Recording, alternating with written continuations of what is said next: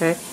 What's going on, you guys? SOEV Church 10 here, and today we're going to be taking out an old ballast. So, first you're going to pull out the old bulbs by turning the bulbs. Make sure that you have the sockets lined up, and then the bulbs should just come down, and you can hand them down to your cameraman, or woman in this case. Okay, same with the other side. Make sure you're careful because these side clips you can break if you're not careful. What am I going to do with them though?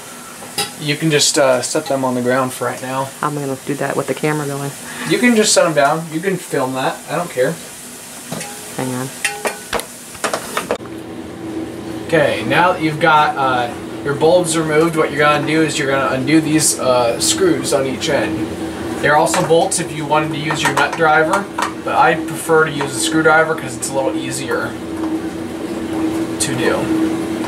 Make sure you're hanging onto the fixture at the same time, so that way the fixture will not fall to the ground and make a loud crash.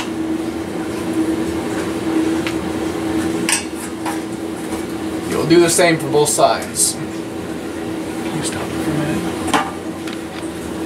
Go. So guys, now we're going to remove the other screw, which I think I'll need to move over some for, so I can do it from here. I'm going to try. I think I should probably move over.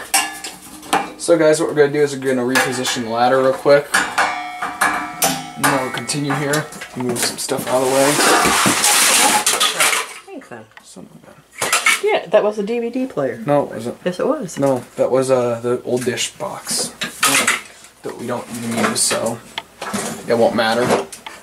That can probably go with this TV that we're going to get rid of over here. Guys, just ignore us though, we're talking about random junk. Random junk that's down here. Post in the comments how much crap you have in your basement. Now everyone's going to start posting that. They'll be like, I have this and this and this and this and this. So anyway though, what you want to do is you want to hang on to the cover and then unscrew the other one. What you should be able to do, then you should be able to just pull that down. And we will set this down on the ground. And also, if you want to follow me with the camera, I'm going to show them where we're putting the little bolts at. Okay, so here are our little bolts, and they are going to go over here in this little can. That's where we'll keep all of our stuff. Leave a like if you like my grandma's camera work. Come on, she needs some likes, people. Alright, so make sure your power's unplugged, which, good thing we checked, because it's not. Unplug your power, or if you must have power to your fixture while doing this, which I don't recommend, but if you need to. Because, I mean, it will be okay, it will be safe, but what you want to do is you want to disconnect the power first from the socket. Because if there is electricity running through this, you do not want to touch it like I am right now. I'm touching it just because I know there's no power going to it. But if there was, what you guys want to do is you want to just take that off and then close the wire nut up on it immediately.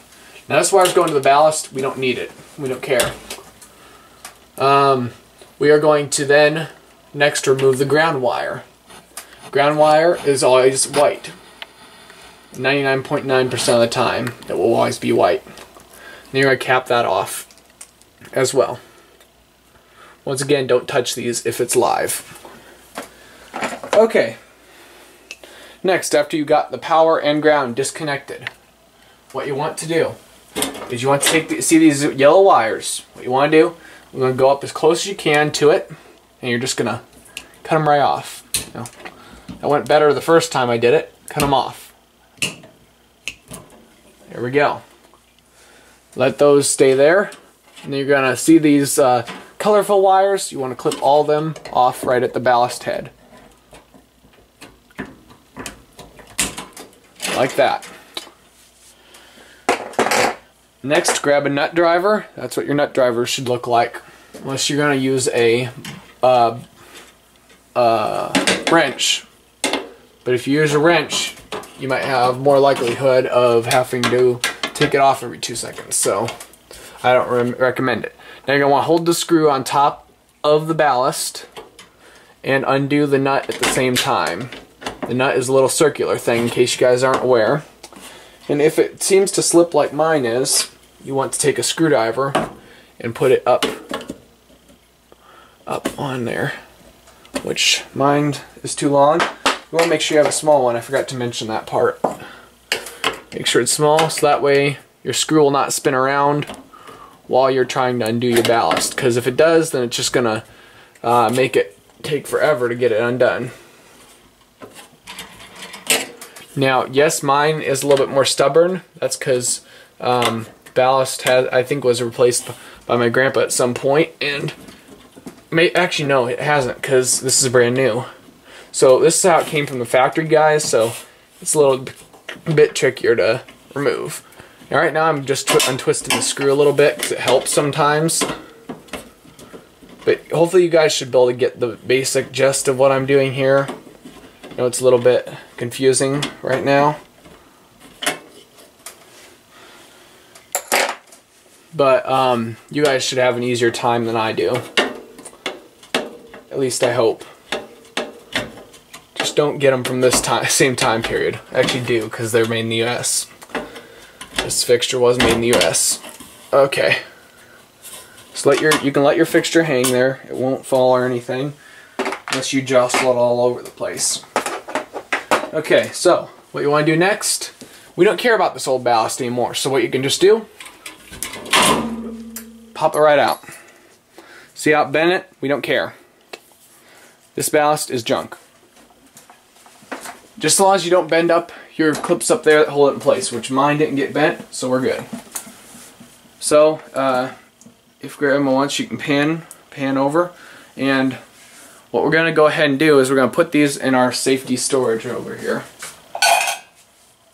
That is how you remove a ballast. In this next installment, there will be another series to this videos about how to install the ballast.